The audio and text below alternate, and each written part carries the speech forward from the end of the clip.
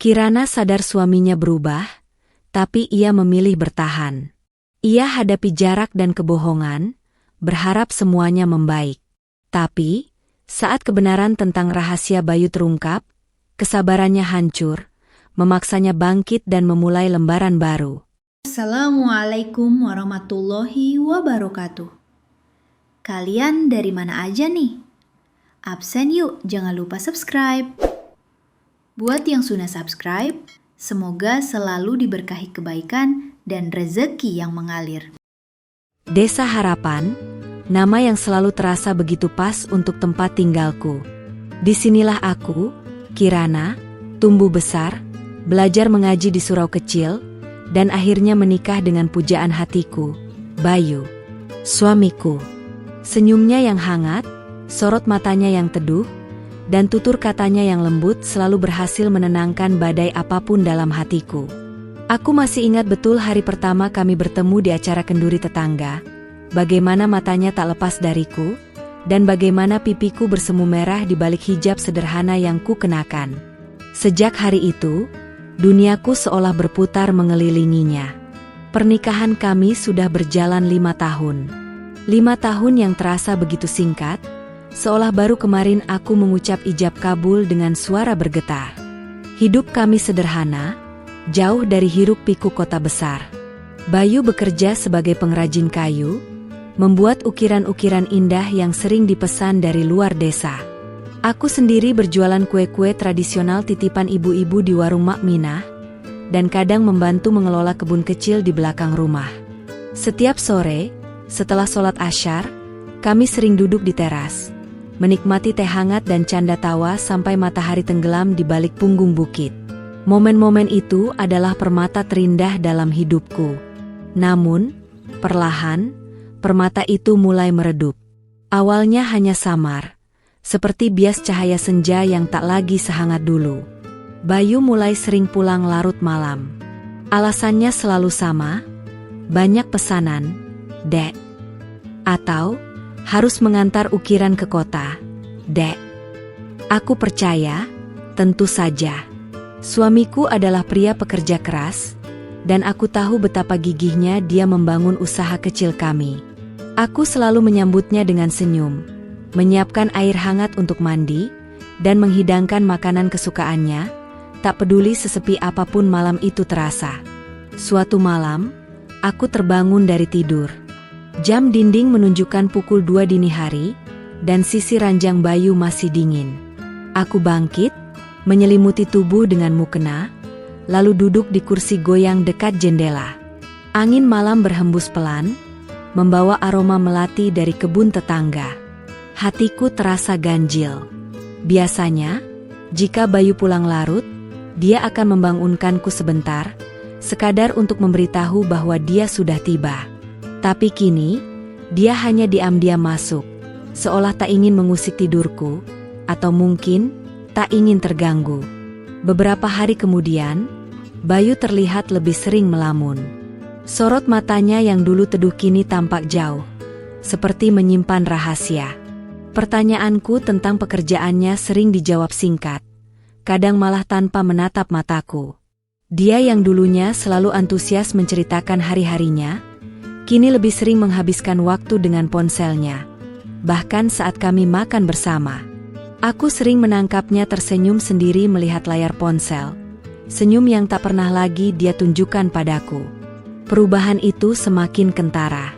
Jika dulu setiap akhir pekan kami selalu menyempatkan diri mengunjungi orang tuaku atau bersilaturahmi ke rumah kerabat, kini Bayu selalu punya alasan untuk tidak ikut. Aku lelah, Dek, katanya, atau ada urusan mendadak. Aku mencoba memahami, mencoba berpikir positif. Mungkin dia memang sangat sibuk, mungkin bebannya sedang banyak. Aku tidak ingin menjadi istri yang cerewet dan membebani suaminya. Tapi ada sesuatu yang mengusik. Suatu sore, saat aku sedang merapikan lemari pakaiannya, aku menemukan dompet kecil yang bukan miliknya. Dompet itu tersembunyi di bagian paling dalam laci. Tanganku gemetar saat membukanya. Kosong. Hanya ada selembar kartu nama sebuah kafe di kota yang belum pernah kudengar. Kenapa Bayu menyembunyikan dompet ini? Kenapa ada kartu nama kafe yang asing? Pikiranku bergejolak. Aku mencoba mengabaikan kecurigaan itu. Mungkin dompet itu milik temannya yang tertinggal, atau kartu nama itu hanya sekadar promosi. Aku kembali menyusun pakaian, berusaha menepis pikiran-pikiran buruk yang mulai merayap dalam benakku. Bukankah ikatan pernikahan kami didasari oleh kepercayaan? Aku tidak boleh merusak itu hanya karena curiga tak berdasar. Aku harus percaya pada Bayu, suamiku. Malam harinya, Bayu pulang lebih awal dari biasanya. Dia langsung masuk kamar mandi, dan aku mendengar suara air mengalir begitu deras. Ada aroma parfum yang sangat menyengat, bukan parfum yang biasa dia pakai. Aromanya manis, seperti bunga melati yang terlalu kuat, bukan wangi maskulin yang selalu kukenal dari Bayu. Jantungku berdebar lebih kencang. Aku mencoba menenangkan diri, menarik napas dalam-dalam. Ketika Bayu keluar, aku mencoba tersenyum sehangat mungkin. "Sudah makan, Mas?" tanyaku. Dia hanya mengangguk, lalu bergegas ke ruang tengah untuk menonton televisi. Kami tidak lagi makan bersama di meja makan, kebiasaan yang dulu selalu kami jaga. Aku merasa ada jarak yang membentang di antara kami, jarak yang semakin lama semakin sulit untuk dijembatani. Perasaanku campur aduk. Di satu sisi, aku ingin bertanya, menguak apa yang sebenarnya terjadi. Di sisi lain, aku takut. Takut jika jawabannya adalah sesuatu yang tidak ingin kudengar, sesuatu yang akan menghancurkan kebahagiaan yang selama ini kami bangun. Jadi, aku memilih diam. Memilih untuk tetap bertahan, berharap ini hanya fase sementara, berharap Bayu akan kembali seperti dulu. Aku memandang pantulan diriku di cermin. Hijabku terpasang rapi, menutupi rambut dengan sempurna. Wajahku terlihat sedikit lelah, tapi aku memaksakan senyum. Aku tidak boleh menyerah. Aku adalah Kirana, istri yang setia, yang akan selalu ada untuk suaminya. Aku akan berusaha lebih keras, menjadi istri yang lebih baik, agar senyum Bayu yang dulu hangat bisa kembali menyinari hari-hari kami. Aku terus meyakinkan diriku. Namun, jauh di lubuk hatiku, sebuah bisikan mulai terdengar, ada yang tidak beres, Kirana. Ada yang tidak beres dengan Bayu. Bisikan itu semakin lama semakin keras, mengusik ketenangan malamku, mengusik tidurku, dan mengusik setiap langkahku di siang hari. Aku mencoba menepisnya, mencoba membenamkannya dalam-dalam, tapi bisikan itu terus saja datang, seolah tak mau menyerah. Aku memejamkan mata, berharap semua ini hanya mimpi buruk. Mimpi yang akan segera berakhir ketika aku terbangun nanti. Tapi ketika aku membuka mata, kenyataan masih sama. Bayu masih berubah, dan aku masih di sini, bertahan dalam ketidakpastian, berharap keajaiban akan datang dan mengembalikan semua seperti sedia kala. Aku hanya bisa berdoa. Perubahan Bayu semakin menjadi-jadi. Dulu, dia tak pernah melewatkan waktu sholat berjamaah di musola, bahkan mengajakku. Kini, boro-boro berjamaah, terkadang waktu sholat di rumah pun sering ia tunda, atau bahkan terlewatkan. Aku mencoba mengingatkan, tapi jawabannya selalu datar, "Nanti saja, Dek." Atau, "Sudah sholat tadi di jalan." Jawaban yang terasa hambar, tanpa gairah spiritual yang dulu selalu kami bagi. Ponselnya menjadi benda paling berharga di tangannya. Kemanapun dia pergi, ponsel itu tak pernah lepas. Tidur pun diletakkan di bawah bantal, seolah takut ada yang melihat isinya. Dulu, ponselnya terbuka, kadang dia memintaku membacakan pesan atau mengangkat telepon. Kini, dia tak pernah membiarkanku mendekati ponselnya, apalagi menyentuhnya. Rasanya seperti ada dinding tak kasat mata yang tiba-tiba berdiri di antara kami, dan ponsel itu adalah kuncinya. Suatu pagi, saat Bayu sedang mandi, ponselnya berdering di meja makan. Refleks, aku meraihnya. Nama, Mawar, muncul di layar. Aku mengerutkan kening. Siapa Mawar? Aku tak pernah mendengar nama itu dari Bayu. Sebelum sempat berpikir lebih jauh, Bayu sudah keluar dari kamar mandi dengan handuk melilit pinggang. Matanya langsung tertuju pada ponsel di tanganku. Raut wajahnya berubah. Dari tenang menjadi tegang. Siapa itu, Mas? Tanyaku pelan, berusaha menyembunyikan getaran dalam suaraku. Bayu merebut ponsel itu dengan cepat. Bukan siapa-siapa, Dek. Teman kerja, jawabnya buru-buru, sambil mematikan panggilan. Cara dia menghindari tatapanku, cara dia mencengkeram ponselnya, membuat hatiku mencelos. Teman kerja? Sejak kapan teman kerja menelepon sepagi ini? Dan kenapa dia begitu panik? Aku mulai merasa seperti detektif di rumah sendiri. Diam-diam, aku memperhatikan gerak-geriknya, mencoba mencari tahu apa yang disembunyikannya. Setiap Bayu keluar rumah, aku mencoba mengingat pakaian yang dia kenakan, aroma parfumnya, dan jam berapa dia pergi. Jika dia pulang, aku akan mencium bajunya, mencari aroma asing. Aku tahu ini salah, ini merusak kepercayaan, tapi rasa ingin tahu dan cemas itu terlalu kuat.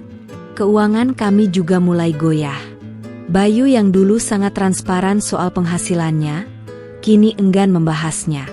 Dulu, setiap ada uang masuk dari pesanan ukiran, dia akan memberitahuku, kami akan merencanakan pengeluaran bersama. Kini, dia hanya memberiku uang belanja seadanya, dan jika aku bertanya tentang sisa uang, dia akan bilang sudah terpakai untuk membeli bahan baku, atau membayar tagihan yang tak jelas. Aku ingat saat kami ingin membeli mesin serut kayu baru untuk usaha Bayu. Dulu, dia sangat bersemangat menabung. Tapi kini, setiap kali aku menyinggungnya, dia akan menghela napas panjang. Nanti saja, Dek, uang lagi seret. Padahal, pesanan ukiran tampak terus berdatangan. Aku melihat tumpukan ukiran jadi di sudut ruang kerja Bayu. Ada yang tidak sinkron antara jumlah pesanan dengan kondisi keuangan kami. Beberapa kali, ada orang menagih hutang ke rumah. Aku kaget. Setahuku, Bayu tidak punya hutang. Kami selalu hidup sehemat mungkin. Tapi orang itu menyebut nama Bayu dan jumlah uang yang lumayan besar. Bayu yang saat itu ada di rumah, langsung menarik orang itu menjauh, berbicara dengan suara rendah yang tak bisa kudengar. Ketika dia kembali, wajahnya merah padam. Hutang teman, Dek. Aku cuma menjamin, katanya, dengan nada kesal. Aku tahu Bayu berbohong. Matanya tidak bisa menyembunyikan kegelisahan. Sejak kapan dia punya teman yang harus dijamin hingga sebesar itu? Kenapa dia tidak pernah bercerita padaku? Rasa sakit karena dikhianati perlahan-lahan mulai tumbuh di dalam dadaku, bercampur dengan kebingungan dan ketidakberdayaan. Aku merasa rumah ini bukan lagi tempat yang aman, bukan lagi tempat yang penuh kejujuran. Malam itu, setelah Bayu tertidur, aku diam-diam mengambil ponselnya dari bawah bantal. Tanganku gemetar, jantungku berdetak kencang seperti genderang perang. Aku tahu ini salah, sangat salah. Tapi rasa putus asa dan kebutuhan untuk tahu apa yang sebenarnya terjadi mendorongku. Layar ponsel terkunci. Aku mencoba tanggal lahirnya, tanggal pernikahan kami, bahkan tanggal lahirku. Semua salah. Air mataku menetes. Bahkan ponselnya pun sekarang menjadi rahasia yang tak bisa kubuka. Bukankah suami istri seharusnya tidak ada rahasia? Bukankah kami pernah berjanji untuk selalu jujur satu sama lain? Janji itu kini terasa seperti lelucon pahit, menguap bersama tawa renyah kami di teras rumah yang kini terasa begitu asing. Aku kembali ke ranjang, berusaha tidur, tapi pikiranku kalut. Setiap suara angin, setiap bisikan malam, terasa seperti ada yang sedang mengawasiku. Aku merasa terjebak dalam jaring kebohongan yang Bayu rajut, dan aku tidak tahu bagaimana cara keluar dari sana. Aku ingin berteriak, bertanya padanya apa yang salah, tapi aku takut. Takut akan jawaban yang akan menghancurkan hatiku sepenuhnya. Aku memejamkan mata, memeluk guling erat-erat, seolah guling itu adalah satu-satunya tempatku bisa menumpahkan segala kegundahan. Aku merindukan Bayu yang dulu. Bayu yang selalu menceritakan semua hal padaku, yang tertawa lepas, yang memelukku erat setiap malam. Bayu yang sekarang terasa begitu jauh, seperti bayangan yang tak bisa kuraih, bersembunyi di balik pintu rahasia yang tak bisa kubuka. Dinding-dinding rumah ini terasa semakin sempit, mencekik napasku. Aku ingin lari, tapi kemana? Rumah ini adalah duniaku, Bayu adalah duniaku. Aku tidak punya siapa-siapa lagi di dunia ini selain dia. Aku mencoba memejamkan mata dan berpikir positif lagi. Mungkin ini hanya perasaanku saja, mungkin aku terlalu cemas. Tapi pikiran itu tak bertahan lama. Kabar itu seperti embusan angin Sahara, panas dan menyesakan, melayang dari mulut ke mulut di Desa Harapan. Awalnya hanya bisik-bisik lirih saat aku lewat warung Mak Minah, kemudian menjadi tatapan-tatapan aneh dari ibu-ibu pengajian. Mereka tak lagi menyapaku seramah dulu, senyum mereka terasa kaku, dan pandangan mereka seolah menyeratkan sesuatu yang tak terucapkan. Aku tahu ini tentang Bayu. Beberapa kali, saat aku pulang dari kebun, aku melihat sekelompok ibu-ibu langsung terdiam dan membubarkan diri ketika aku mendekat. Mereka akan berpura-pura sibuk menyirami tanaman atau membenahi dagangan di warung. Aku merasa seperti ada sesuatu yang disembunyikan dariku, sesuatu yang mereka semua tahu, kecuali aku. Perasaan ini sangat menyakitkan, seolah aku adalah orang terakhir yang berhak tahu tentang hidupku sendiri. Pernah suatu pagi, saat aku mengantar kue ke warung Mak Minah, aku tak sengaja mendengar percakapan Bu Sumi dan Bu Darmi. "Kasihan ya, Kirana," kata Bu Sumi, dengan nada prihatin. Padahal Bayu itu. Kalimatnya terputus saat mereka melihatku. Keduanya langsung pura-pura sibuk merapikan dagangan. Aku pura-pura tidak mendengar, tapi jantungku berdegup kencang. Kasihan? Ada apa denganku? Ada apa dengan Bayu? Aku mencoba menepis pikiran-pikiran buruk. Mungkin mereka membicarakan hal lain, mungkin hanya salah paham. Desa kecil seperti ini memang rawan gosip. Aku selalu diajari ibuku untuk tidak terlalu mendengarkan omongan orang. Tapi kali ini, omongan orang itu terasa seperti belati yang menusuk-nusuk, membuat hatiku perih. Aku merasa malu, meskipun aku tidak tahu apa yang sebenarnya membuatku malu. Ibu, yang biasanya selalu mampir seminggu sekali untuk menjenguk, kini datang lebih sering. Wajahnya tampak cemas setiap kali melihatku. Dia akan memegang tanganku, menatap mataku dalam-dalam. "Kirana, kau baik-baik saja?" tanyanya lembut. Aku selalu menjawab, "Baik, Bu. Ada apa?" Aku mencoba tersenyum, tapi aku tahu senyumku tidak sampai ke mata. Ibu tahu ada sesuatu yang salah. Suatu siang, ibu datang membawakanku nasi urap kesukaanku. Saat kami duduk di teras, dia mulai berbicara. Ibu dengar beberapa hal. "Nak," katanya pelan, suaranya syarat kekhawatiran. "Tentang Bayu. Apakah ada masalah di antara kalian?" Aku menggeleng cepat. "Tidak, Bu, tidak ada apa-apa. Bayu hanya sedang sibuk." Ibu menghela napas, tak sepenuhnya percaya. "Kirana, rumah tangga itu ibarat kapal. Kalau ada badai, jangan kau tangani sendiri. Ibu dan bapak selalu ada untukmu," katanya lagi, menatapku penuh arti. Aku tahu ibu mencoba mengorek, mencoba membantu, tapi aku tidak ingin memberitahunya apa-apa. Aku tidak ingin orang tuaku ikut campung dalam masalah rumah tanggaku, apalagi jika masalahnya memang tentang perubahan Bayu. Aku masih berharap ini hanya kecemasanku saja. Aku merasa sangat kesepian. Aku ingin berbagi, ingin menceritakan semua kerisauan hatiku pada ibu, tapi bibirku terasa terkunci. Ada rasa malu yang teramat sangat. Malu jika ternyata suamiku memang melakukan hal-hal yang tidak baik. Malu jika ternyata rumah tangga yang selalu kukira bahagia ini Hanyalah sebuah ilusi yang sebentar lagi akan pecah. Aku merasa terisolasi dalam duniaku sendiri. Bayu sendiri, seolah tak peduli dengan bisik-bisik itu.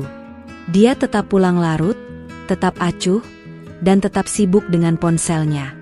Kadang aku ingin berteriak padanya, bertanya apakah dia tidak mendengar omongan orang? Apakah dia tidak peduli dengan reputasi kami? Tapi setiap kali aku membuka mulut, kata-kata itu seolah tertahan di tenggorokanku. Aku terlalu takut untuk mendengar jawabannya. Aku mulai menghindari keramaian. Aku tidak lagi mampir ke warung Mak Minah kecuali sangat terpaksa. Aku lebih memilih mengantar kue pada malam hari, atau meminta adikku yang mengambilnya.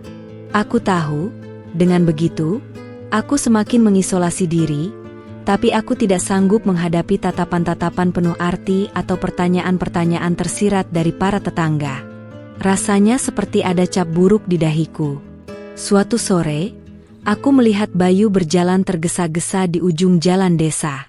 Dia mengenakan baju rapi yang jarang dipakainya untuk bekerja, dan rambutnya terlihat disisir klimis. Dia tampak sangat berbeda dari Bayu yang biasa bekerja dengan kaos lusuh dan rambut acak-acakan. Ada sesuatu di genggamannya, sebuah bungkusan kecil yang buru-buru ia masukkan ke dalam saku ketika ia melihat seseorang mendekat. Jantungku berdebar kencang. Ada apa ini? Kemana Bayu akan pergi dengan pakaian serapi itu? Dia bahkan tidak pamit padaku. Aku merasa sakit hati. Rasa sakit itu bercampur dengan kecurigaan yang semakin membesar, tak bisa lagi kubendung. Bisikan-bisikan tetangga mulai terasa lebih valid, lebih nyata, lebih menakutkan. Aku merasa seolah kebohongan itu sedang merayap mendekat. Aku kembali ke rumah dengan perasaan hancur. Rumah yang dulu kurasakan sebagai istana kebahagiaan, kini terasa seperti sangkar yang menyesakan. Aku duduk di sajadah setelah sholat maghrib, air mataku tumpah. Aku berdoa, memohon petunjuk pada Allah. Memohon kekuatan untuk menghadapi apapun yang akan terjadi. Aku tidak tahu berapa lama lagi aku bisa bertahan dengan semua ini. Setiap malam, saat Bayu pulang, aku selalu mencoba mencari tahu.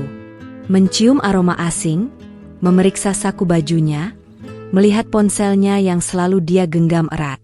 Aku tahu ini adalah perilaku yang tidak sehat, perilaku yang didasari rasa cemburu dan curiga. Tapi aku tidak bisa berhenti. Aku butuh tahu. Aku butuh kepastian, bahkan jika kepastian itu adalah kenyataan pahit.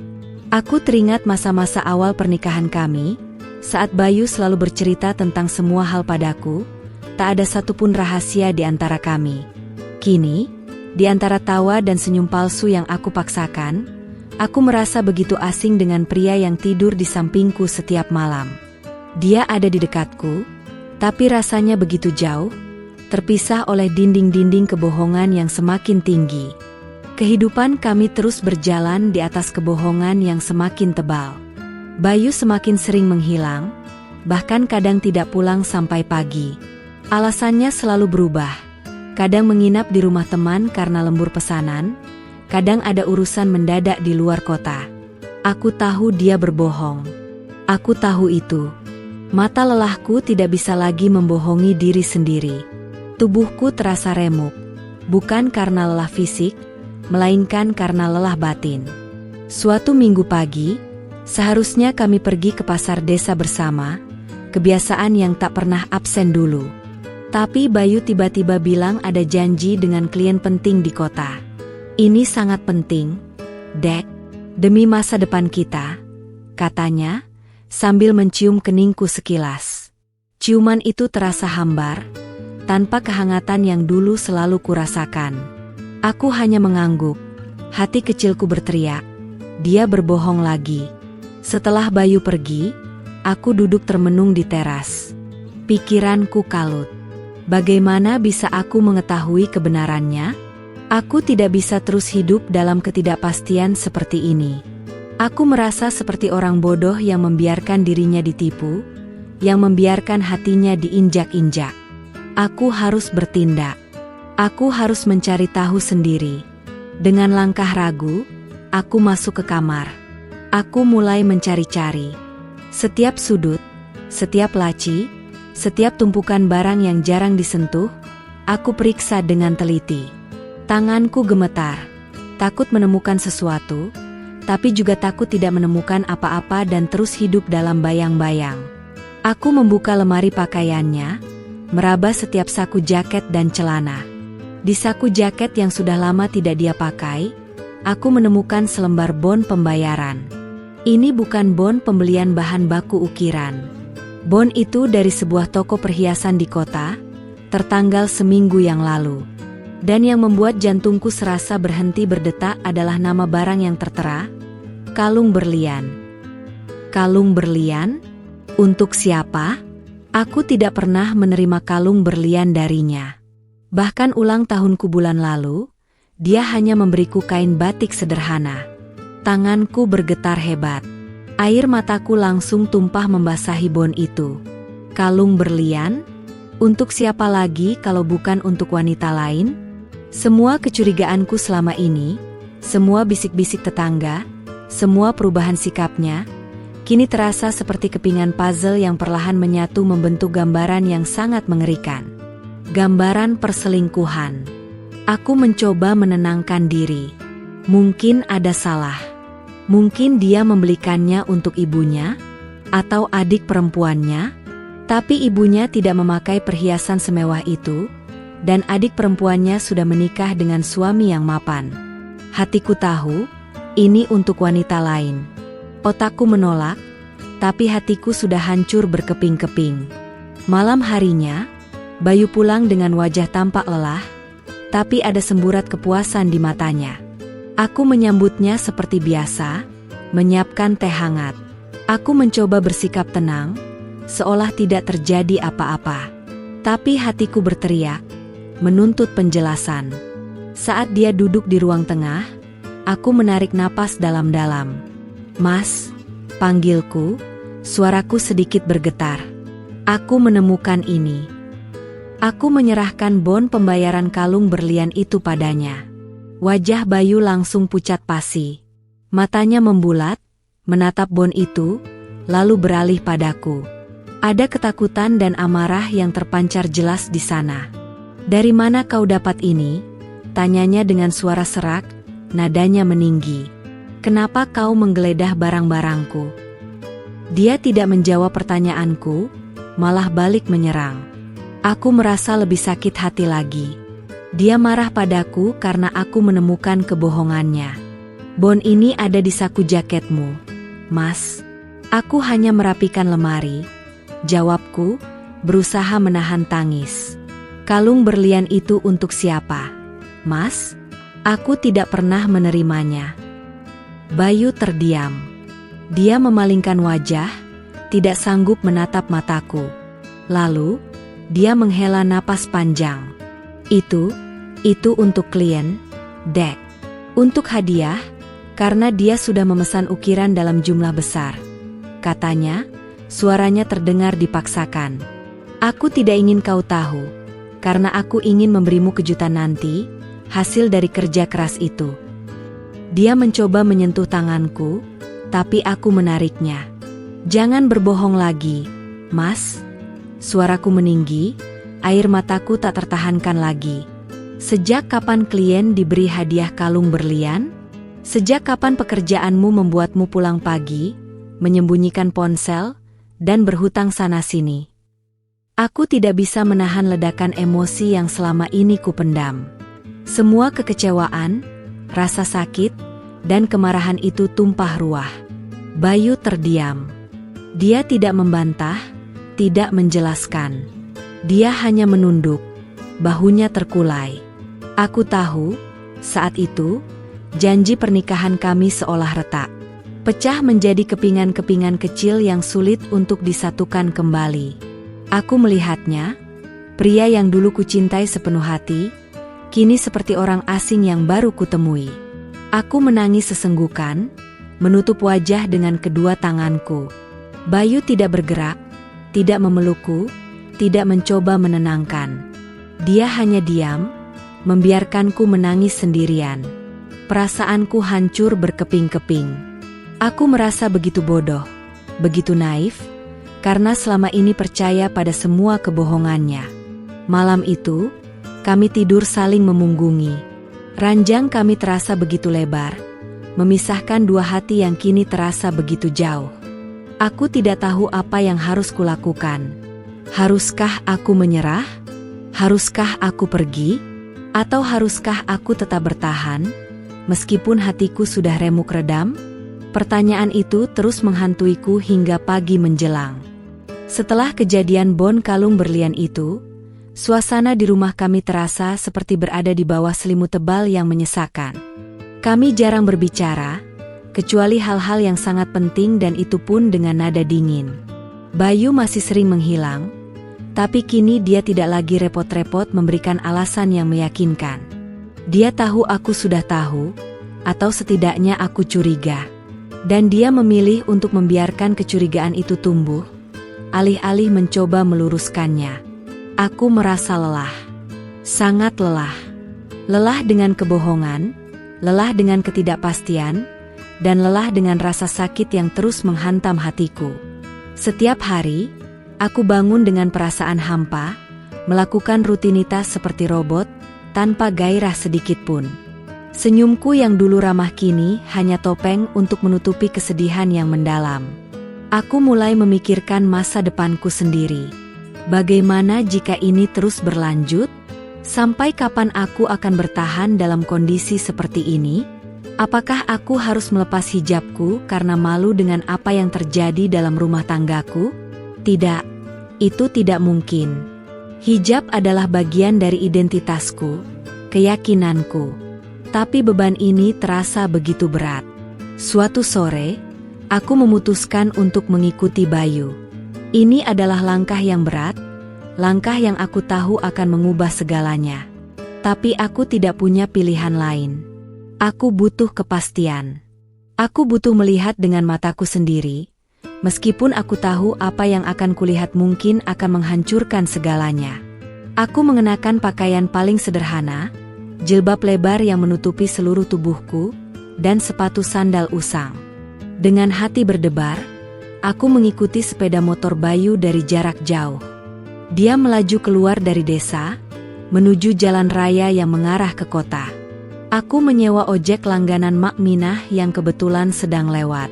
Pak Hadi, tukang ojek yang sudah kuanggap seperti paman sendiri, menatapku heran. Mau kemana, Neng Kirana? Tanyanya. Ada urusan mendadak, Pak. Jawabku singkat, berusaha terdengar tenang. Perjalanan terasa sangat panjang. Jantungku terus berdegup kencang, antara takut dan ingin tahu. Bayu berhenti di depan sebuah kafe yang cukup ramai di pinggir kota. Kafe itu memiliki nuansa modern, sangat berbeda dengan suasana desa kami. Aku turun dari ojek, bersembunyi di balik pohon besar di seberang jalan, mengamati. Dari kejauhan, aku melihat Bayu masuk ke kafe itu. Tidak lama kemudian, seorang wanita keluar dari dalam, tersenyum lebar menyambutnya. Wanita itu cantik, dengan pakaian yang modis dan riasan yang mencolok. Dia tidak berhijab. Mereka berdua masuk kembali ke kafe, mencari meja di sudut yang agak tersembunyi. Pandanganku kabur oleh air mata. Hatiku serasa diremas, remuk redam. Jadi ini alasannya. Ini yang selama ini Bayu sembunyikan. Wanita lain. Di kafe itu, mereka tertawa, berbicara dengan akrab, seolah tidak ada satupun beban yang mereka pikul. Seolah tidak ada aku, istri yang setia menunggunya di rumah. Aku merasa seluruh duniaku runtuh. Air mataku tumpah ruah, membasahi pipi.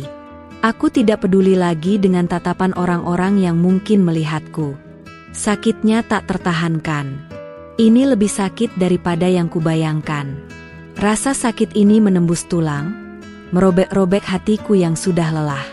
Aku kembali ke rumah dengan menumpang angkutan umum, karena Pak Hadi sudah pergi.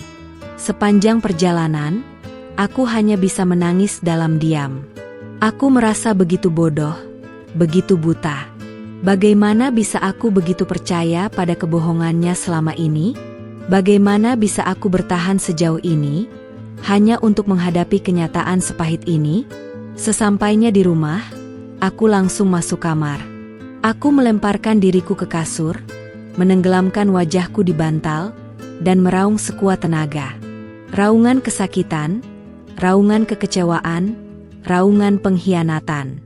Aku tidak peduli jika tetangga mendengar, aku tidak peduli jika suaraku serak.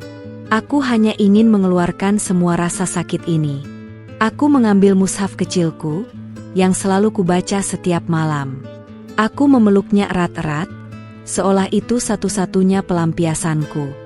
Aku berdoa, menangis di hadapan Allah, memohon kekuatan dan petunjuk. Ya Allah, mengapa ini terjadi padaku? Mengapa hamba MU ini harus merasakan sakit yang teramat sangat? Aku ingat semua janji-janji Bayu. Janji untuk setia, janji untuk selalu bersamaku, janji untuk membangun keluarga yang sakinah, mawaddah, warahmah. Semua janji itu kini terasa begitu hampa, begitu tak bermakna. Seolah hanya angin lalu yang dia ucapkan tanpa arti. Aku tidak tahu harus berbuat apa. Haruskah aku menghadapi Bayu malam ini? Haruskah aku mengusirnya? Atau haruskah aku diam saja, berpura-pura tidak tahu, dan terus membiarkan diriku disakiti? Pikiranku berputar-putar, tak menemukan jalan keluar. Aku merasa terjebak dalam dilema yang menyiksa. Aku tahu, aku harus membuat keputusan. Keputusan yang akan mengubah hidupku sepenuhnya. Apakah aku akan tetap menjadi Kirana yang sabar, yang selalu bertahan, meskipun itu berarti mengorbankan kebahagiaanku sendiri? Atau aku akan menjadi Kirana yang baru, yang berani bangkit dari keterpurukan, yang berani memperjuangkan harga dirinya? Malam itu, saat Bayu pulang, aku sudah lebih tenang, tapi hatiku masih terasa mati rasa. Dia masuk kamar dengan wajah bersalah yang samar. Aku hanya menatapnya kosong, tanpa kata. Dia tahu aku tahu, dan aku tahu dia tahu bahwa aku tahu. Dinding-dinding kebohongan yang selama ini dia bangun, kini runtuh begitu saja, menyisakan puing-puing kepedihan yang tak terhingga. Keesokan harinya, aku terbangun dengan mata bengkak dan kepala pening. Namun, ada tekad baru dalam diriku. Tekad untuk mengakhiri sandiwara ini. Aku tidak bisa lagi hidup dalam kebohongan. Aku harus menguak semuanya, sampai ke akar-akarnya, dan mencari tahu apa yang sebenarnya terjadi dengan Bayu dan wanita itu. Aku memutuskan untuk tidak langsung mengkonfrontasi Bayu. Aku ingin memiliki bukti yang lebih kuat, bukti yang tak terbantahkan, agar dia tidak bisa lagi mengelak atau berbohong. Aku harus menjadi lebih cerdik. Aku harus mencari benang merah yang akan membongkar semua rahasianya. Malam harinya, saat Bayu sudah terlelap, aku kembali mendekati ponselnya. Kali ini, aku membawa laptop kecilku. Aku ingat Bayu pernah menunjukkan kepadaku cara menghubungkan ponsel ke laptop untuk memindahkan foto. Aku mencoba berbagai kombinasi kata sandi, hingga akhirnya aku teringat tanggal lahir ibu Bayu. Ternyata benar. Ponselnya terbuka. Tanganku bergetar saat menyentuh layar. Aku mulai membuka satu persatu aplikasi. Galeri foto, pesan singkat, riwayat panggilan. Jantungku berdebar kencang, seolah akan melompat keluar dari rongga dadaku. Aku menemukan banyak foto Bayu bersama wanita itu. Mereka berpelukan, tertawa, bahkan ada foto mereka berpegangan tangan di sebuah tempat wisata yang indah. Wanita itu sangat cantik, dengan kulit putih dan rambut panjang tergerai. Aku merasa mual.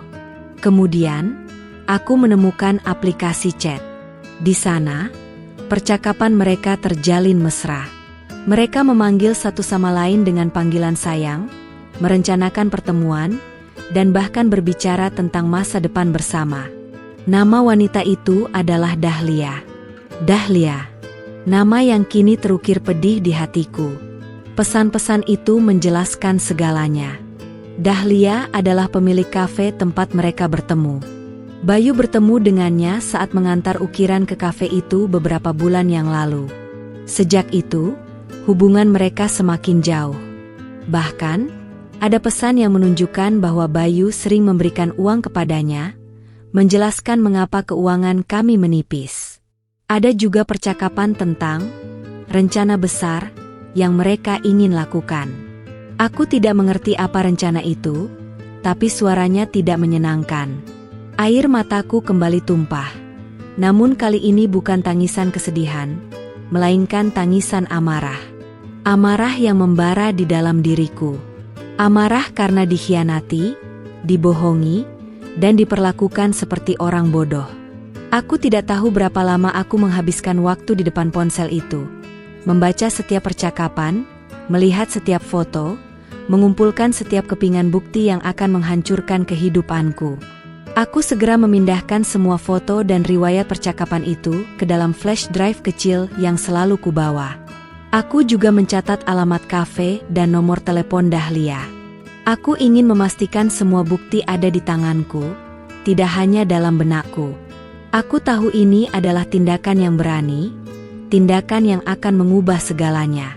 Setelah semua bukti terkumpul, aku mengembalikan ponsel Bayu ke tempat semula, seolah tidak terjadi apa-apa.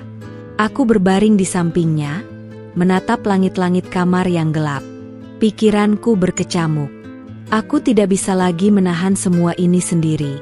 Aku butuh seseorang yang bisa kupercaya, seseorang yang bisa membantuku melewati badai ini. Pagi harinya, aku memutuskan untuk pergi ke rumah ibu. Aku tahu ibu akan sangat sedih, mungkin marah, tapi aku tidak punya pilihan lain. Aku butuh dukungan keluargaku. Aku butuh kebijaksanaan mereka untuk membimbingku. Aku perlu seseorang yang bisa melihat masalah ini dengan kepala dingin. Ibu, kataku, suaraku tercekat di tenggorokan saat kami duduk di ruang tamu ibu. Aku menyerahkan flash drive itu padanya. Ada yang ingin Kirana ceritakan. Ibu menatapku cemas, lalu menatap flash drive di tangannya. Aku menceritakan semuanya. Dari awal perubahan Bayu, bisik-bisik tetangga, bon kalung berlian, hingga apa yang kutemukan di ponselnya semalam. Ibu mendengarkan dengan seksama, sesekali menghela napas panjang, matanya berkaca-kaca. Ketika aku selesai, dia memelukku erat. Pelukan ibu adalah satu-satunya yang bisa memberiku sedikit kekuatan saat itu. Ya Allah, nak, bisik ibu, suaranya bergetar. Ibu tidak menyangka Bayu bisa setega ini. Bapak yang baru saja masuk, ikut mendengarkan ceritaku. Wajahnya mengeras, ada amarah yang jelas terpancar di sana. Kita harus bicara dengan Bayu. Nak, ini tidak bisa dibiarkan. Aku menggeleng. Tidak, Bapak. Bukan sekarang. Kirana ingin mengumpulkan semua fakta dulu. Apa rencana besar yang mereka bicarakan itu? Aku ingin tahu segalanya, kataku, dengan suara yang lebih mantap dari yang kuduga. Aku tahu ini akan jadi pertarungan panjang, dan aku harus bersiap. Aku merasa sedikit lega setelah berbagi beban dengan ibu dan bapak. Setidaknya, kini aku tidak sendiri. Aku memiliki dukungan mereka. Aku memiliki kekuatan baru yang tumbuh dari dasar keputusasaanku. Aku tidak akan lagi menjadi Kirana yang pasrah. Aku akan menjadi Kirana yang berani, yang memperjuangkan kebenaran, apapun risikonya. Kini, benang merah itu perlahan mulai terurai. Aku sudah tahu siapa Dahlia, dan aku tahu hubungan mereka. Langkah selanjutnya adalah mengungkap rencana besar itu, dan menghadapi Bayu dengan semua kebohongan yang telah ia lakukan. Aku tahu ini akan menyakitkan, tapi aku siap. Aku harus siap. Malam itu, setelah aku pulang dari rumah ibu dan bapak, suasana di rumah terasa lebih dingin dari biasanya. Bayu duduk di ruang tamu, berpura-pura membaca koran, namun aku tahu dia merasakan ketegangan yang menyelimuti kami. Aku menyiapkan makan malam seperti biasa, tapi tak ada satupun kata terucap di antara kami. Ini adalah malam terakhir sandiwara ini akan berlanjut. Setelah Bayu selesai makan dan kembali duduk di ruang tamu, aku menghampirinya. Dengan langkah mantap, aku duduk di hadapannya, menjauhkan koran dari tangannya. Aku meletakkan flash drive di meja kecil di antara kami. Bayu menatap flash drive itu, lalu beralih menatapku. Matanya menunjukkan kebingungan, bercampur sedikit ketakutan. "Mas, ada yang ingin kubicarakan," kataku, suaraku tenang, tapi di dalamnya bersembunyi gunung es amarah yang siap meledak. Bayu hanya diam, menunggu. Aku mengambil napas dalam-dalam. "Aku tahu semuanya, Mas." Wajah Bayu langsung pucat pasi. Dia mencoba membuka mulut, tapi tak ada suara yang keluar. "Aku tahu tentang Dahlia," lanjutku, suaraku mengeras. "Aku tahu kalian sering bertemu di kafe itu. Aku tahu kalian saling memanggil sayang. Dan aku tahu tentang kalung berlian yang kau beli." Aku melihat matanya membulat, ketakutan jelas terpancar di sana. Dia tidak menyangka aku akan tahu sejauh ini. "Kirana, dengarkan aku dulu." Dia mencoba memotong, suaranya serak. "Ini tidak seperti yang kau pikirkan." "Tidak seperti yang kupikirkan?" tanyaku, tertawa pahit. "Aku sudah melihat semua buktinya, Mas. Semua foto-foto mesra kalian. Semua percakapan manis kalian. Aku bahkan tahu tentang rencana besar kalian." Suaraku meninggi, tak bisa lagi kutahan. Emosiku meluap. Bayu terdiam. Dia menunduk, tidak berani menatapku. Bahunya bergetar. Aku minta maaf, Dek," katanya, nyaris tak terdengar. "Aku hilaf." "Hilaf? Kau menyebut ini hilaf, Mas?" Aku bangkit dari dudukku, tak sanggup lagi menahan amarah yang membara. "Kau berbohong kepadaku selama berbulan-bulan. Kau menguras uang kita. Kau membuatku malu di depan tetangga. Dan kau berani bilang itu hanya hilaf." Air mataku mengalir deras. Bukan lagi air mata kesedihan, melainkan air mata kemarahan dan pengkhianatan. Aku menunjuk ke arahnya. "Siapa Dahlia itu, Mas? Apa rencana besar yang kalian bicarakan? Apa kau ingin meninggalkan aku dan anak-anak kita? Kau mau menikah lagi?" Pertanyaan-pertanyaan itu terlontar begitu saja, tanpa saringan. Bayu mengangkat wajahnya, air mata menggenang di matanya. "Tidak, Dek, tidak. Aku tidak akan meninggalkanmu. Rencana itu adalah rencana bisnis. Dek, kami ingin membuka cabang kafe itu di kota lain, dan aku akan menjadi pemasok ukirannya." Dia mencoba menjelaskan, suaranya putus-putus. "Bohong," teriakku.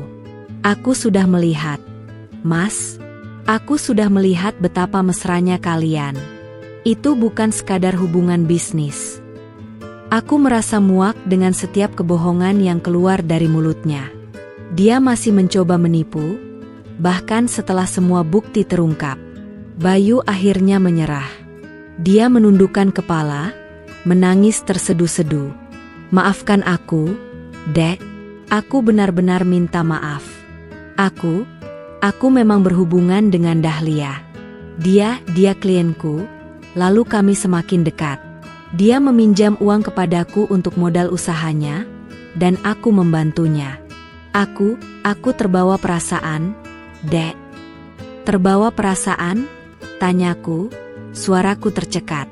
"Bagaimana dengan perasaanku, Mas? Bagaimana dengan rumah tangga kita? Semua janji yang kau ucapkan di hadapan Allah dan orang tuaku." Aku mendekatinya, berlutut di hadapannya. "Apakah aku tidak cukup baik, Mas? Apa salahku sampai kau melakukan ini?" Bayu menggeleng, tak sanggup menjawab. Dia hanya bisa menangis. Aku merasa begitu sakit, begitu hancur. Pria yang selama ini kucintai sepenuh hati, ayah dari anak-anakku, telah mengkhianatiku dengan begitu dalam. Kenyataan itu menghantamku seperti godam, menghancurkan setiap keping harapan yang tersisa. Aku bangkit, berjalan mundur. Aku tidak tahu harus berbuat apa, Mas. Suaraku berbisik. Aku butuh waktu. Aku mengambil tas kecilku, lalu membuka pintu kamar. Aku harus pergi. Aku tidak sanggup lagi berada di ruangan yang sama dengannya. Bayu mencoba meraih tanganku. Dek, jangan pergi. Aku mohon. Aku janji akan berubah. Aku akan putuskan Dahlia. Aku akan perbaiki semuanya. Dia memohon, suaranya penuh keputusasaan. Aku melepaskan tangannya pelan. Aku butuh waktu, Mas. Aku butuh berpikir. Aku berjalan keluar dari rumah, menembus kegelapan malam. Air mataku terus mengalir, membasahi hijabku. Aku tidak tahu kemana aku akan pergi. Aku hanya ingin lari dari kenyataan pahit ini, dari ledakan kebenaran yang telah menghancurkan duniaku. Malam itu, aku pergi ke rumah ibu dan bapak. Mereka langsung memelukku, memahami tanpa kata. Aku menangis dalam pelukan ibu, menumpahkan semua kesedihan, semua rasa sakit, semua kekecewaan.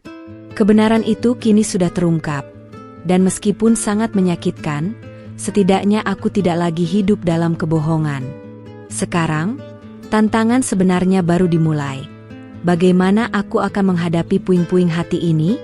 Aku menghabiskan malam itu di rumah ibu dan bapak. Mereka tidak banyak bertanya, hanya memelukku, mengelus punggungku, dan membiarkanku menangis sampai kehabisan air mata. Aku merasa seperti anak kecil yang baru saja kehilangan mainan kesayangannya. Tapi kali ini yang hilang adalah kepercayaanku, kebahagiaanku, dan sebagian dari diriku. Rumah ibu terasa hangat, namun hatiku tetap beku. Pagi harinya, berita tentang Bayu dan Dahlia sudah menyebar di Desa Harapan seperti api yang menjalar di rumput kering. Mak Minah, yang biasanya selalu ramah, menatapku dengan tatapan kasihan. Ibu-ibu pengajian yang dulu berbisik-bisik, kini terang-terangan menatapku dengan iba. Aku mendengar beberapa dari mereka bergosip tentang si Kirana yang sabar tapi akhirnya kena karma juga. Perasaan malu, marah, dan sakit hati bercampur aduk di dalam diriku. Bapak mencoba menenangkan. Biarkan saja mereka bicara, Nak. Yang penting kau tahu kebenarannya. Sekarang, fokus pada dirimu sendiri. Tapi tatapan kasihan itu terasa seperti tusukan tajam di hatiku. Aku tidak pernah membayangkan hidupku akan menjadi bahan gosip seperti ini, apalagi karena ulah suamiku sendiri. Rasanya seperti semua orang kini melihat kelemahan dan kegagalanku. Bayu sendiri datang ke rumah ibu dan bapak beberapa kali. Dia memohon-mohon padaku untuk kembali. Wajahnya tampak kacau, matanya merah. Dia bersumpah akan memutuskan semua hubungannya dengan Dahlia, akan berubah, akan menjadi suami yang baik. Ibu dan bapak mendengarkan dengan tatapan datar. Mereka sudah tahu bagaimana Bayu. Aku hanya mendengarkan dengan hati mati rasa. Janji-janji itu kini terdengar hampa. Aku sudah terlalu sering mendengar janji manis darinya, yang pada akhirnya hanya berakhir dengan kebohongan lain. Bagaimana aku bisa percaya lagi? Bagaimana aku bisa membangun kembali kepercayaan yang sudah hancur lebur? Maaf, Mas, kataku suatu siang saat Bayu memohon lagi. Aku butuh waktu. Sangat banyak waktu. Aku tidak tahu apakah aku bisa memaafkanmu. Suaraku lelah, tak berdaya. Bayu terdiam, kemudian pergi dengan bahu terkulai. Aku tahu itu menyakitinya, tapi hatiku terlalu sakit untuk memedulikannya. Beberapa hari berikutnya, aku mengurung diri di rumah ibu. Aku tidak ingin bertemu siapapun. Aku hanya ingin memulihkan diri, menata kembali kepingan-kepingan hati yang sudah pecah. Ibu selalu berada di sisiku, memasak makanan kesukaanku, mengajakku berbicara tentang hal-hal ringan, dan menemaniku sholat malam. Kehadiran ibu adalah penawar paling ampuh untuk lukaku. Perlahan, Aku mulai merenung. Mengapa aku begitu bertahan selama ini? Mengapa aku begitu mudah memaafkan kebohongannya? Mungkin karena aku terlalu mencintainya, atau mungkin karena aku terlalu takut kehilangan. Ketakutan itu membuatku buta, membuatku rela mengorbankan diri sendiri demi mempertahankan sesuatu yang sebenarnya sudah rusak. Aku juga memikirkan anak-anak. Jika kami memiliki anak, bagaimana aku akan menjelaskan semua ini pada mereka? Syukurlah, Allah belum menganugerahkan kami anak. Setidaknya, beban ini hanya aku yang menanggungnya, bukan juga anak-anak yang tak berdosa. Pikiran itu sedikit melegakan, meskipun rasa sakit masih tetap ada. Aku mulai membaca buku-buku agama, mencari kekuatan dari sana. Aku menemukan banyak ayat dan hadits tentang kesabaran, tentang ujian, dan tentang kekuatan seorang wanita. Perlahan, aku mulai menyadari bahwa kesabaranku selama ini mungkin salah arah. Sabar bukan berarti pasrah pada penderitaan, melainkan sabar dalam menghadapi ujian dan mencari jalan keluar yang terbaik. Setiap sholat, aku berdoa dengan khusyuk, memohon petunjuk, memohon kesembuhan hati, dan memohon kekuatan untuk mengambil keputusan yang benar. Aku ingin menjadi Kirana yang baru, Kirana yang kuat, yang tidak lagi terjebak dalam masa lalu yang menyakitkan. Aku ingin menjadi wanita yang berani melangkah maju. Aku mulai melakukan aktivitas yang dulu kusukai tapi terabaikan karena fokus pada Bayu. Aku kembali membantu ibu di kebun, menanam sayur-sayuran dan bunga-bunga. Aku ikut pengajian rutin di musola, mendengarkan ceramah dari ustadzah yang bijaksana. Perlahan, hatiku mulai terasa sedikit lapang, sedikit ringan. Puing-puing hati ini masih ada, dan mungkin akan selalu ada. Tapi aku mulai belajar bagaimana merangkulnya, bagaimana menerimanya sebagai bagian dari perjalanan hidupku. Aku tahu, penyembuhan ini tidak akan instan. Ini akan membutuhkan waktu, kesabaran, dan banyak kekuatan. Tapi aku yakin, aku bisa melakukannya. Aku mulai membayangkan masa depanku tanpa Bayu. Meskipun terasa menakutkan, ada juga sedikit kebebasan yang kurasakan. Kebebasan untuk menjadi diriku sendiri, tanpa harus khawatir tentang kebohongan dan pengkhianatan. Kebebasan untuk menemukan kebahagiaanku sendiri, yang tidak bergantung pada orang lain. Malam itu, aku tidur lebih nyenyak dari biasanya. Mimpi buruk tentang Bayu dan Dahlia tidak lagi menghantuiku. Aku merasa ada secercah harapan yang mulai muncul di tengah kegelapan. Aku tahu, jalan di depanku tidak akan mudah, tapi aku siap menghadapinya. Aku siap untuk bangkit dari puing-puing hati ini. Minggu-minggu berlalu. Aku masih tinggal di rumah ibu dan bapak, menenangkan diri dan mencari kekuatan. Bayu sesekali datang, mencoba membujukku kembali. Dia bersikeras sudah memutuskan hubungannya dengan Dahlia, bahkan menunjukkan pesan-pesan terakhir mereka yang penuh pertengkaran. Dia juga menunjukkan bukti bahwa dia sudah mulai melunasi hutang-hutangnya. Namun, hatiku masih ragu. Luka yang dia torehkan terlalu dalam. Aku tidak bisa langsung percaya. Aku butuh waktu untuk melihat apakah perubahan itu tulus, atau hanya upaya untuk mendapatkanku kembali. Aku ingat betul bagaimana dia berbohong selama ini, bagaimana dia menyembunyikan semuanya dariku. Membangun kembali kepercayaan itu adalah tugas yang sangat berat, hampir mustahil. Ibu dan bapak mendukung keputusanku. "Jangan terburu-buru, Nak," kata ibu. "Hati itu perlu waktu untuk sembuh. Jangan sampai kau kembali hanya karena kasihan." Bapak juga menambahkan, laki-laki sejati tidak akan menyakiti istrinya seperti itu. Bayu harus membuktikan dirinya dulu. Nasihat mereka memberiku keberanian untuk tetap pada pendirianku. Aku mulai mencari tahu tentang Dahlia. Dari beberapa teman di kota, aku mendengar bahwa kafe Dahlia memang sedang kesulitan finansial. Dia sering meminjam uang dari banyak orang, dan Bayu mungkin salah satu korbannya. Ada sedikit rasa kasihan yang muncul, tapi itu tidak menghilangkan rasa sakit karena pengkhianatan Bayu. Aku juga menemukan bahwa rencana besar itu adalah proyek yang sangat ambisius dan berisiko tinggi.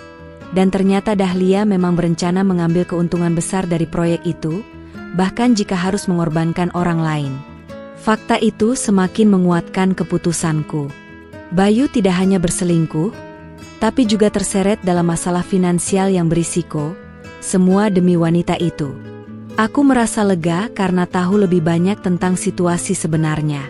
Setidaknya, aku tidak lagi hidup dalam bayang-bayang ketidakpastian. Aku mulai fokus pada diriku sendiri dan masa depanku. Aku memutuskan untuk membuka usaha kueku sendiri di desa. Selama ini, aku hanya menitipkan pada Mak Minah. Dengan bantuan ibu dan bapak, aku membersihkan gudang kecil di samping rumah dan mengubahnya menjadi dapur produksi.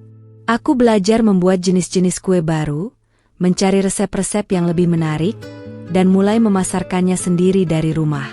Respon dari para tetangga sangat positif.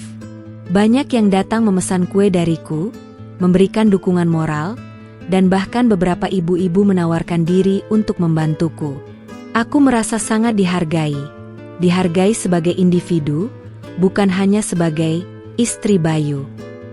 Itu adalah perasaan yang sangat melegakan. Aku juga semakin aktif di pengajian dan kegiatan sosial di desa. Aku bergabung dengan kelompok ibu-ibu yang sering mengadakan bakti sosial, membantu warga yang membutuhkan. Melayani orang lain memberiku kebahagiaan yang tak pernah kudapatkan selama berbulan-bulan terakhir. Aku menemukan diriku yang dulu, Kirana yang ceria dan penuh semangat. Bayu masih terus datang, membawa bunga atau makanan kesukaanku. Dia tampak tulus dalam usahanya, tapi aku masih ragu. Aku mengajaknya berbicara tentang masa depan, tentang komitmennya, dan tentang bagaimana dia akan memperbaiki semua kesalahannya. Aku tidak mudah luluh. Aku ingin melihat tindakan nyata, bukan hanya janji-janji manis. Mas, aku tidak bisa kembali jika kau tidak benar-benar berubah, kataku suatu sore. Aku tidak bisa membangun rumah tangga di atas puing-puing kepercayaan yang sudah hancur. Kau harus membuktikan dirimu dulu. Perbaiki semua hutangmu, tinggalkan semua kebiasaan burukmu, dan tunjukkan padaku bahwa kau pantas mendapatkan kepercayaanku lagi. Bayu mendengarkan dengan seksama, matanya menunjukkan tekad. Dia tahu ini bukan hal yang mudah. Dia tahu dia harus berjuang keras untuk mendapatkan kepercayaanku kembali. Aku melihat ada sedikit harapan di matanya. Harapan bahwa mungkin, suatu hari nanti, kami bisa kembali bersama. Tapi aku tidak ingin memberinya janji palsu. Aku mulai merasa lebih kuat setiap harinya. Aku tidak lagi merasa menjadi korban. Aku adalah Kirana, seorang wanita yang berhijab, yang memiliki kekuatan, harga diri, dan kemampuan untuk bangkit dari keterpurukan. Aku tidak akan membiarkan kebohongan seseorang menghancurkan hidupku sepenuhnya. Dukungan dari ibu, bapak, dan bahkan teman-teman di desa sangat berarti bagiku. Mereka memberiku kekuatan untuk terus melangkah maju, untuk tidak menyerah pada keputusasaan. Aku tahu, proses ini akan panjang, tapi aku yakin aku akan menemukan kebahagiaanku kembali. Entah itu bersama Bayu yang sudah berubah, atau sendiri dengan kehidupanku yang baru. Aku mulai memahami bahwa kekuatan sejati bukan hanya tentang bertahan dalam penderitaan, melainkan juga tentang berani melepaskan dan memulai lembaran baru. Aku telah mengumpulkan kekuatanku, dan aku siap untuk menghadapi apapun yang akan terjadi di masa depan. Aku tidak lagi takut. Waktu adalah penyembuh yang paling ampuh, dan aku merasakannya seiring berjalannya hari.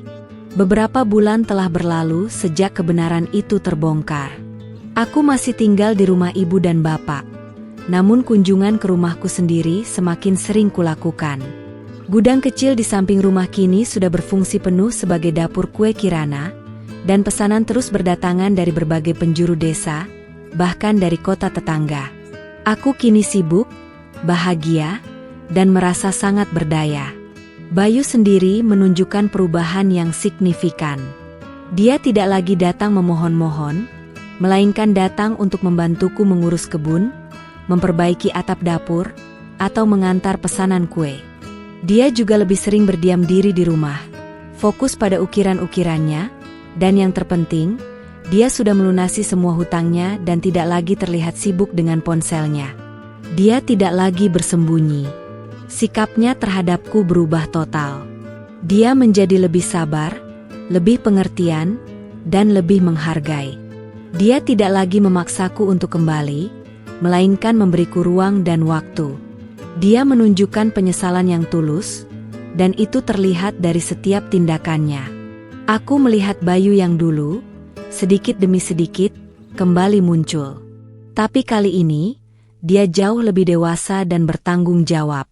Suatu sore, saat kami sedang duduk di teras rumahku sendiri, menikmati secangkir teh hangat dan melihat matahari terbenam, Bayu berbicara. "Dek," katanya pelan, menatapku dengan sorot mata yang teduh, sorot mata yang dulu selalu kurindukan. "Aku tahu aku sudah menyakitimu sangat dalam.